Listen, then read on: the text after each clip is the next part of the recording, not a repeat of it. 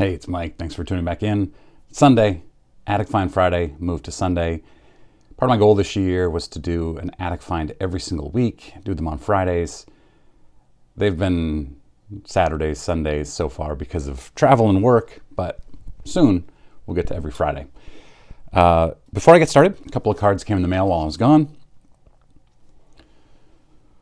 Cheap Federer rookie that I'm going to send off to, where does he live? Sweden? Switzerland? I don't remember. So I'm going to send it off, see if I can get it autographed. He does do TTM a little bit, so I'm hopeful. I've never done any international TTM requests, so not really sure what I'm doing, but I've watched a couple videos.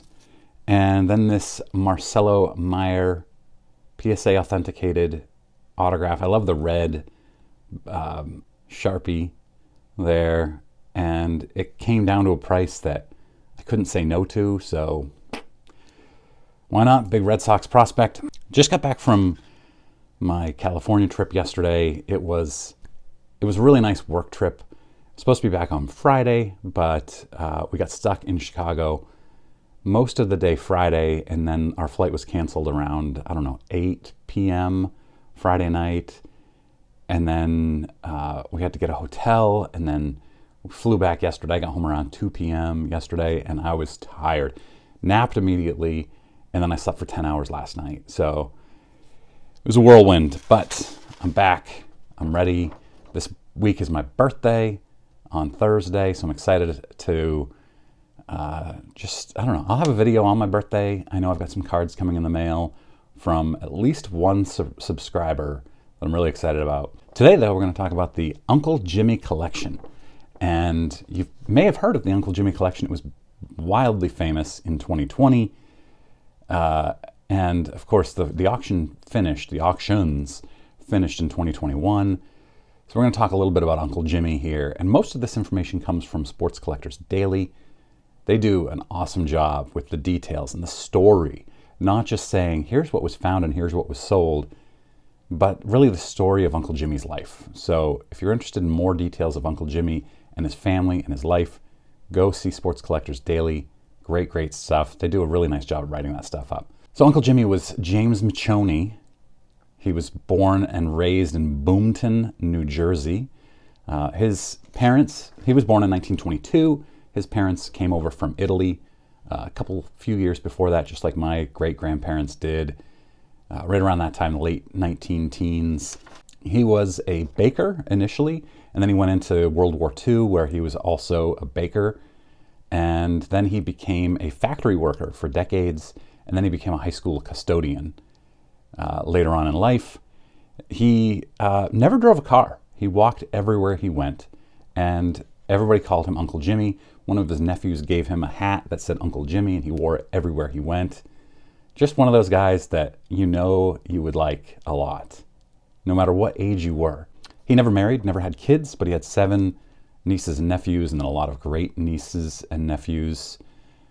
He was always gifting collections ever since the 1980s, pieces of his collection to his nieces and nephews and great nieces and nephews. They never knew what any of it was worth or the meaning of any of it. He just had these cards, and he would say, "Here, this is for you," and they held on to them.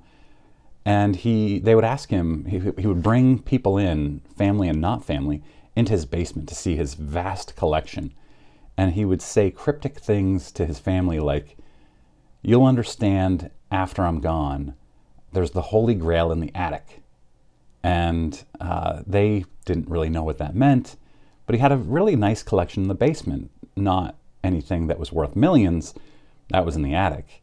He died at 97, March of 2020, before everything shut down. March 8th, I think, was the date. And of course, everything shut down starting on March 11th. So just before the pandemic. His relatives really, like I said, had no idea what he had in his attic. They were familiar with the basement, but the big stuff was in the attic. And so once he passed, they started going through his stuff, and they got into the attic and they found a 1940 play ball Mel Ott autographed.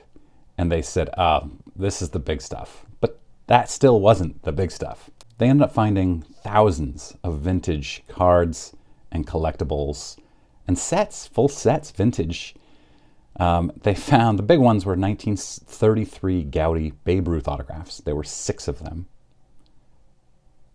Pretty awesome. There were also, one of them was a PSA 4, PSA 8 on the autograph that sold for $761,000. Look at the color on this. The coloring, this was just staggering on these because they weren't kept in a lit room. They were kept in his attic for decades, and they were stored meticulously in binders. Just awesome to see these things. And I got thinking, would I rather have a PSA 4 with beautiful color of a 1933 Goudey Ruth, or like a PSA 5 or 6 that's faded? I don't know. I think at that point, maybe I don't know. Let me know in comments, what do you think you would rather have? There was also 2 1933 Goudey Lou Gehrig autographs, and so that one Ruth sold for $750,000. The other 5 Ruths autographed and the 2 Gehrigs autographed sold for $2 million at auction. There was a 1933 Goudey Jimmy Fox PSA 4 autograph grade 9, sold for $124,000 at auction. Everything all told sold for more than $4 million. So he left his nieces and nephews pretty nice haul. The interesting thing, well, there's a lot of interesting things, but one of the interesting things is that he never spent more than $1.25 on a card.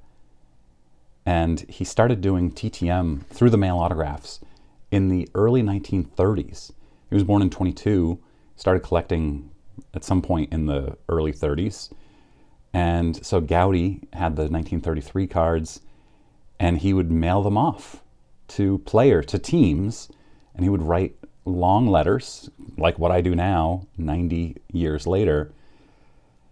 And he was kind of a pioneer, right? He would mail them letters, long letters, and he would ask the players to inscribe to Jimmy, but it's believed that because he did that, they were more likely to sign. I have a hard time understanding where there's no value in these things back then. Players weren't wary of autographs. Why that would help and why they didn't do it in the first place. So if you know, let me know in comments. I'd be interested.